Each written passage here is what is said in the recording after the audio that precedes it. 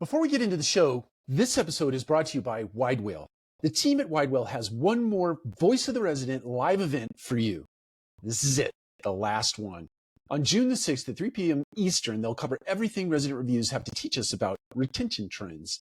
The 45-minute live session will be based on research from 400,000 Google reviews, providing data-backed answers to common questions. Does investing in parking reduce turnover? If our amenities don't meet expectations, does that cause renewal problems? We know maintenance impacts retention, but by exactly how much? Using AI topic and sentiment analysis, Widewail's identified the trends driving positive and negative retention outcomes. Sign up at widewail.com/data. That's Thursday, June the 6th at 3 p.m. Eastern. Sign up at widewail.com/data. Did you know that many limits in your life are self-imposed? You literally say things like this every single day. My imagination tells me you've said this a couple of times today, or a version of this. I'm not very good at marketing. Or I'm not good at remembering people's names. Or I'm not good at X or Y or Z. I'm not good at that. Right? That's just not my superpower. You'll say things like that. I say things like that. So by saying things like that, you are setting a self-imposed limit on yourself. There's a very good chance that you're very good at some of those things that you say you're not very good at. Sometimes the I'm not very good at that is a lazy way of not getting or not having to do that thing or not having to learn that thing or not having to engage in that thing.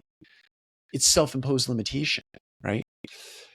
And my encouragement to you today comes in three parts. Is that you recognize that. Sometimes it's very hard to recognize. It's very hard to acknowledge the fact that you have a deficit in this area of your life, that you have these self-imposed limitations on you. And it comes through the vocabulary that you're using, the voices or the words that you're using, the phrases that all this negative self-talk that you have going on in your head on a daily basis. It's time to stop that. Just recognize that that is a truth for you. And the self-imposed limitations should be shed so that you can live a full life, so that you can show up in the world to be a beneficial presence for others, but also a beneficial presence for yourself. Because once you get positive self-talk going on in your head as opposed to negative self-talk, you just feel better about being around yourself. You feel like you're a good neighbor, you're a good friend, you're a good companion, you're a good somebody to hang out with because you don't have this negative thing going on in your head all of the time. So recognize it first. Second thing is challenge. When you recognize, if you can stop yourself in the moment when you're about to say, I'm not very good at marketing, stop yourself. Even if it's right after you make that statement or right before you make that statement and say, you know what? I challenge that belief. I do think that I have some creative thing inside of me, whether it's from an analytical perspective as it relates to marketing or it's a creative side of marketing. I have a talent here and I'm going to exercise that talent by giving my feedback. I'm going to lean full on into an exercise and I'm going to give my feedback. I'm going to challenge this assumption that I am not this thing, that I'm going to challenge this self-imposed thing that I put on myself. So the third thing is that you can adapt. So once you've recognized it, you've challenged it, now you can put into motion some behavior that is very different from the one that you put in place today. So instead of saying things like, I am not good at marketing, you say things like, I am excellent at marketing, or I have an opportunity to be really good at marketing and I'm going to take advantage of this moment in time, this thing, this exercise to do a rep to become very good at marketing, whatever that piece of marketing might be. Those are my three things for you today. Take care. We'll talk to you again soon.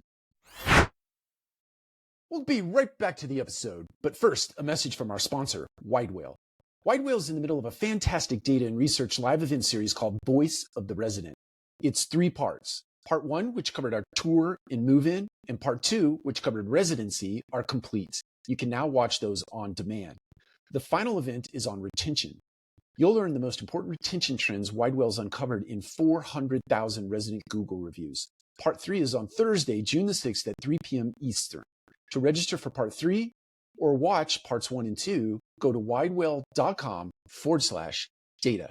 And now, back to the episode.